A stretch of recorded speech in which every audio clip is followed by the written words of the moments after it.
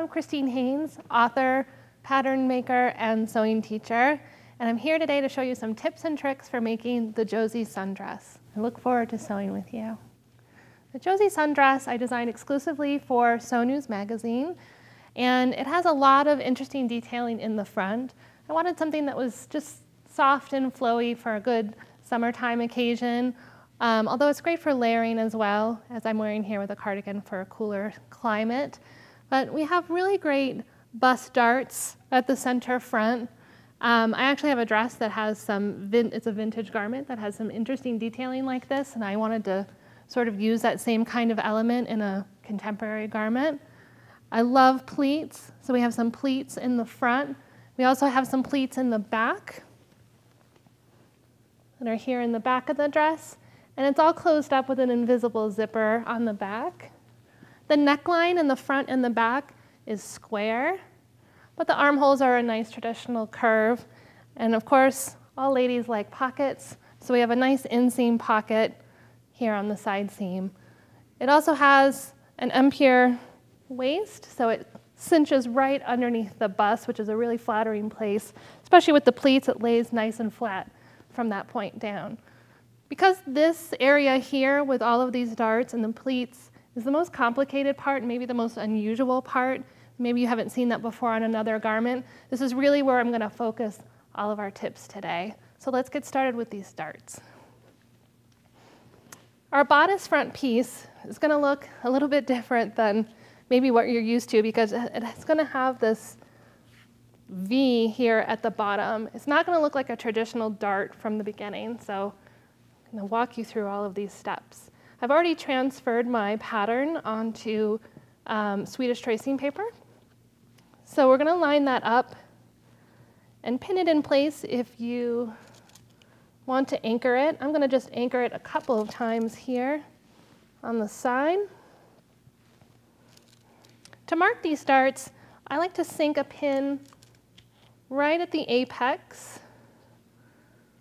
And I'm doing this all on the wrong side of my fabric. Peel that back. You can see where the pin is right here. And I'm going to just make a little chalk mark right at that spot. Where the legs meet the raw end of the fabric, I'm actually going to give it a teeny little snip. And I'm going to show you why later, but that's going to actually help you a lot. I am also going to mark that snip with a little bit of water-soluble chalk. While I'm here, I'm going to mark this upper dart as well. Just take that pin out, move it to the other apex, repeat it by just making a little mark right there. Now here, this is on a fold, so I clearly don't want to make any snips there, so I'm going to just make a little dot at all three of those spots right along the center. And take out those pins, flip it over, and repeat it on the other side. You want to do your best to transfer them nice and straight so we have symmetrical darts from side to side. Sink in the pin, mark that spot. Give these guys a little bit of a snip.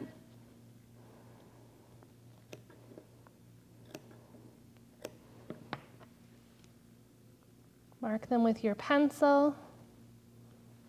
Now the center here we don't have to mark again because we already marked them the one time, but I do need to mark the apex at the other side, right there.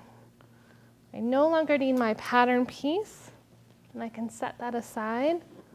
And I now need to connect all these lines and draw them. I'm going to put my pencil at the apex first, and then just butt my ruler up against it, line up with my line that I made, and draw towards that point. And I'm going to draw that center line as well as the stitching line. Some patterns have just the stitching lines, and most of my patterns actually are that way as well. But with this kind of a dart, that fold line in the center proves very, very useful later. So our lower darts should look like this. And we'll repeat that same process, drawing towards the center. And on the other side as well.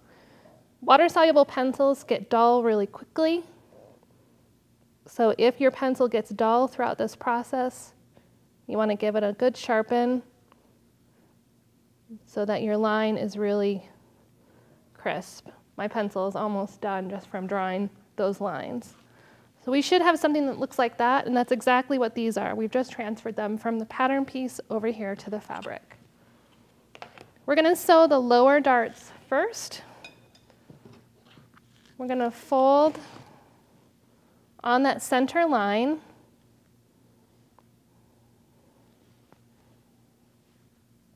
And I'm going to put a pin at the apex through the layers so it's folded and pinned in place.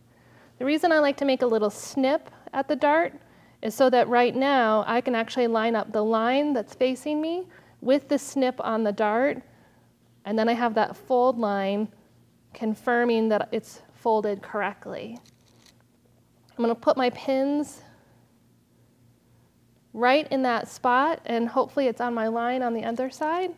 And I'm putting the heads of the pins facing the apex so that I can pull them out easily as I'm sewing. If your pin doesn't line up perfectly on the other side, just take a minute to shift it so that everything is lined up on the underside the same way as it is on this side. And we're going to mark the other lower dart the same way. Because these darts are about to get connected at that open center, you really have to do them together this way. So again, apex, pin at the apex first, fold on the fold line, pin along the stitch line with the heads of the pins facing the apex.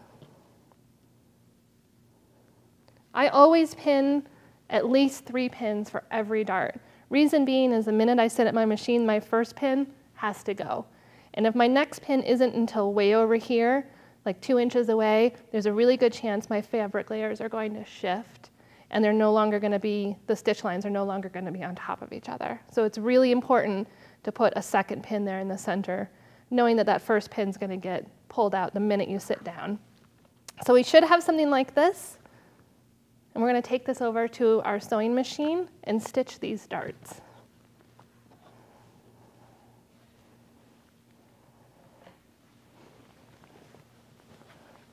We're going to be sewing from the raw edge to the apex on both of the darts separately, one at a time. So at the beginning here, where the raw edge is, we're going to do a back stitch at the very beginning, making sure we stay right on our stitch line. Now I'm using a contrast thread so that you can clearly see what I'm doing on camera. But this would definitely be a moment where you'd want to use a matching thread. This isn't any exposed top stitching or anything like that, and you would definitely want to make sure that it was matching. So you start with your back stitch. And I'm just going to stitch as close on top of that line as I can. I'm going to pause for that pin, pull it out, and I'm going to just make sure my layers don't shift. And then I'm going to pause about 3/8 of an inch before I reach the apex. And I'm going to reduce my stitch length to 1.0. What this does is it sews a really nice tight stitch. So I don't have to backstitch, I don't have to knot the threads or anything like that, and it holds the stitch really tight, and it doesn't create any weird bubbling or puckering at the apex. Pull out my pin and just stitch right off the edge of the fabric. And let's repeat that on the other side. Now, I have to remember that I just reduced my stitch length. I'm going to turn it back. I'm using a 2.5 stitch length because I'm using a quilt weight cotton.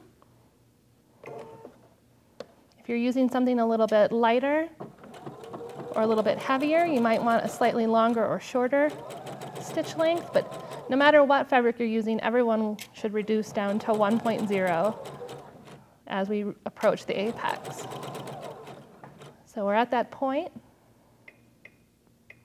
I'm going to turn it down to 1.0, move my pin, and again, sew right off the edge. So here's what we've done. I stitched with a regular stitch length from the raw edge towards the apex, and then right at the apex on both sides, it gets really nice and tight. I can clip those threads now, they won't come unraveled, and you don't have to backstitch or anything. Now we need to press these darts.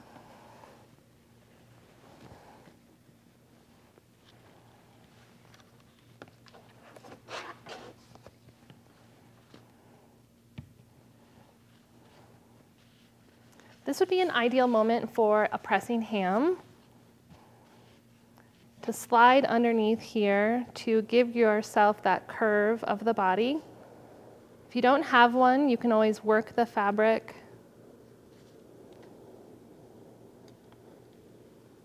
sort of by holding it and curving it. And we're pressing those down. Being very careful not to create any puckers at the apex.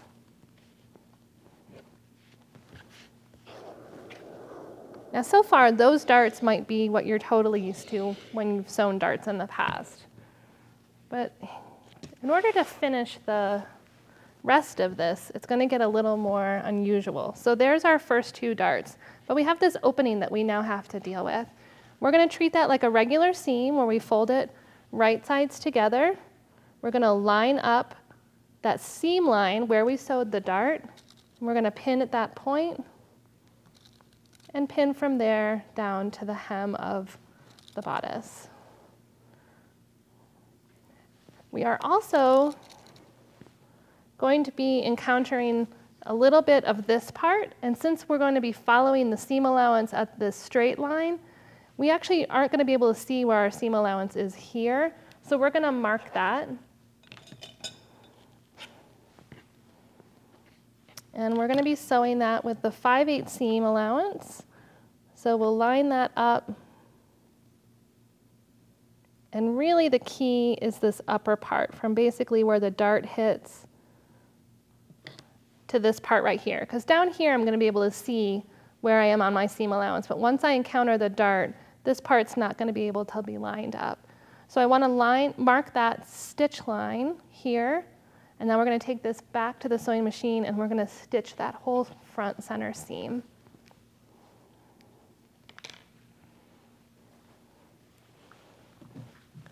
This looks like an unusual seam, but it's totally just a regular stitch on my 5/8 seam allowance. Now if I start at this top point, I'm going to backstitch it. And I'm going to follow my line because right now my fabric doesn't reach my seam allowance. And you know what? I forgot to turn my stitch length back. So, lesson to everybody right there, to turn your stitch length back before you get to this point. So I'm going to keep going along my 15 line here, my 5/8 seam allowance, and since I've passed the dart, I can now see where my fabric lines up on that edge. And I'm just going to sew right along there and backstitch. So you're going to have a seam now that looks like this. You can see now the importance of marking that because this part doesn't line up on my seam allowance is until I get about here that I can see where I'm going to line up. And I'm going to just sew that like a regular seam.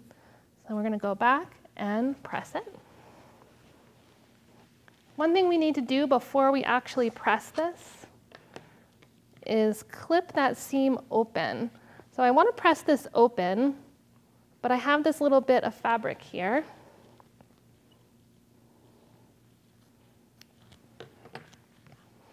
And I'm going to just snip that open so it looks like this now. I'm going to press that seam open.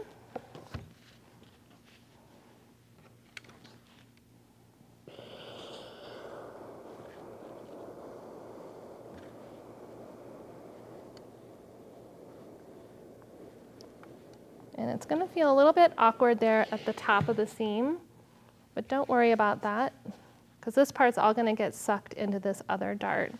So far, now we have this much.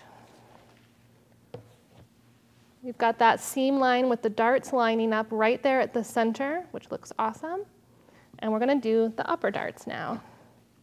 This part feels a little more unusual. We're actually going to sew this like just a straight regular seam, even though it looks kind of like a dart. So I'm going to fold on that center line, and I'm going to pin at the apex. I'm going to pin at the center, and I'm going to pin at the other apex.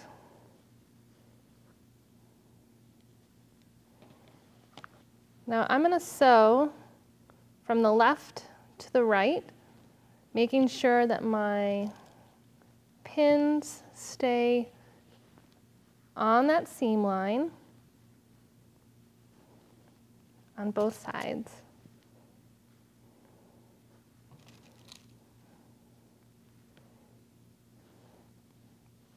And that's what we're looking for right there. So how this is going to work is we're going to start at one apex, sew straight across, and end at the other apex. So just like we would at a regular dart, we actually want to sew the beginning and end of this at that 1.0 stitch length. So we're going to start at that shorter stitch length, sew in about 3/8, switch back to 2.5, sew across at about 3/8 before we reach the end, switch back so it's nice and tight on the ends, because we, again, don't want to back stitch at that point. So we're going to take this back to our machine. And now I want to go back to my 1.0 stitch length. Start right at the apex. Oops. Pull that pin out first. And I'm just going to sew about 3/8 of an inch at that nice tight seam allowance. I'm now going to go up to 2.5 and keep going along that seam. There's a lot going on underneath, so you want to make sure that you're not puckering anything and that that center seam is still pressed open as you're going over it.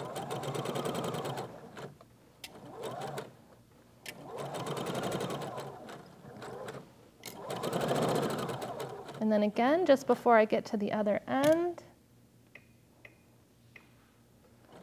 back down to 1.0 and cut the stitch. So we should have on this side what looks just like a regular straight seam.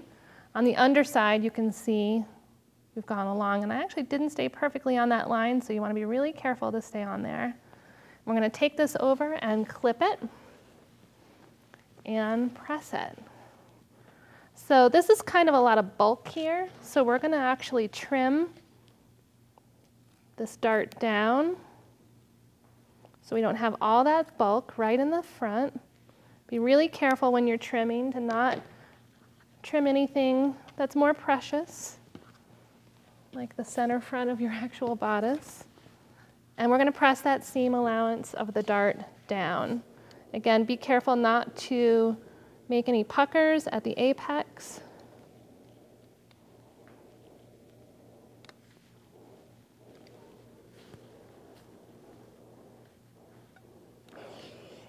And give it a check at the front. That looks perfect. So you can see here, all those darts look exactly how we want them to. It's kind of a beautiful finish. I love it. I hope you guys enjoy doing that as well. So I'm going to show you one more thing, which are the front pleats. These are sewn just like traditional pleats. So if you've done pleats before, these aren't going to be super unusual like the darts. First thing we want to do is line up our pattern piece. Now I've already sewn my center front seam. So the center front skirt has two pieces with a seam right here up the center front. So if you want to sew that center front seam first, and you want to finish it as well. So you can use your serger, or you can use a 3-step zigzag or a regular zigzag. You could do a French seam if you want. So we're going to mark these pleats. Now you have to take into account that you've already eaten away this 5/8 seam allowance, because that center pleat mark is actually the center seam. And you can see here, I've already made little clips where my darts or my pleats intersect with the raw edge. So that's the first thing you want to do, is just make a little snip at those spots. It's then helpful to, again, just give it a little bit of a mark with your pencil so you can see clearly where you're going. And the center one is the center seam, so we don't really have to mark that one.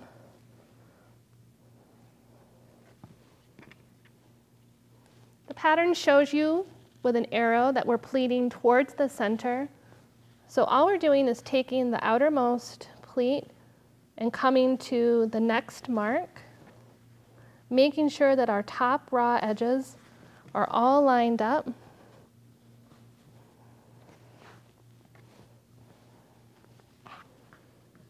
And we'll pin that in place. I recommend using 2 pins at least, so that the beginning and end of the pleat are held in place. That second pleat is going to go right towards that center seam.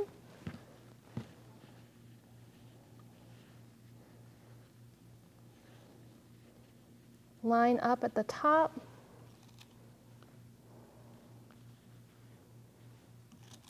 Again, at least 2 pins there. And then we'll repeat that on the opposite side of the front, so that those center pleats line up right at the center front. Again, lining up that top raw edge and putting 2 pins there. Definitely be careful, making sure that that lines up right at the center. And we'll take our outermost pleat and come towards the center again with our last pleat here. All we need to do now is give this a light press, and then we're going to baste them in place. Since we have a 5/8 seam allowance, we want to baste just above and just below our stitch line. So that means when we go to the machine, we're going to be stitching it at 3/8 and 6/8, which is also 3/4. I'm using glass head pins so that I can press right on top of them and crease these pleats in place. Now you can crease these as far as you want, but you can see that I've softened them after a certain point, so they just kind of release into the fabric. We're going to take this now over to the machine and just baste straight across them so that when we attach the bodice at this point, they're held in place perfectly.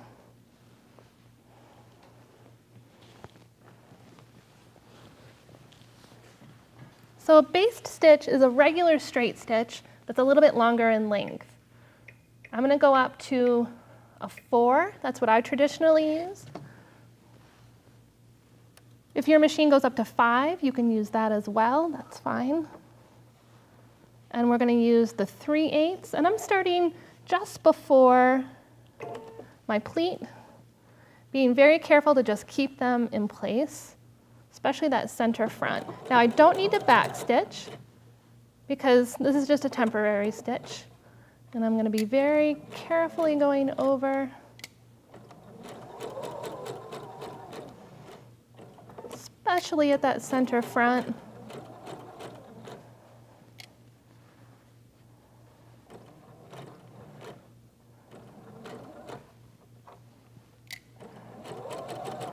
You can see I'm taking my time. This is definitely something you want to be held in place quite precisely.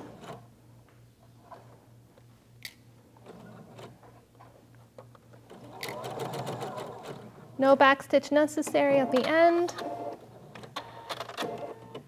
And then we will do that one more time across the bottom at the 6/8 line, 3/4. If you're using a machine like this one, just has the metric, that is the 20 line.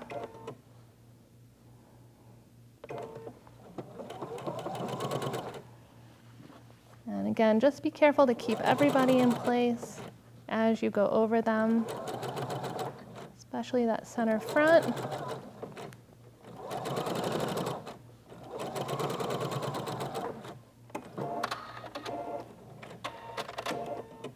Awesome. So here you can see we have all of our front pleats pressed, basted, and ready to go, so that when I attach the bodice at this point, I'll actually be sewing right between these lines, and everything will be held in place and not get out of position when I go to assemble everything together.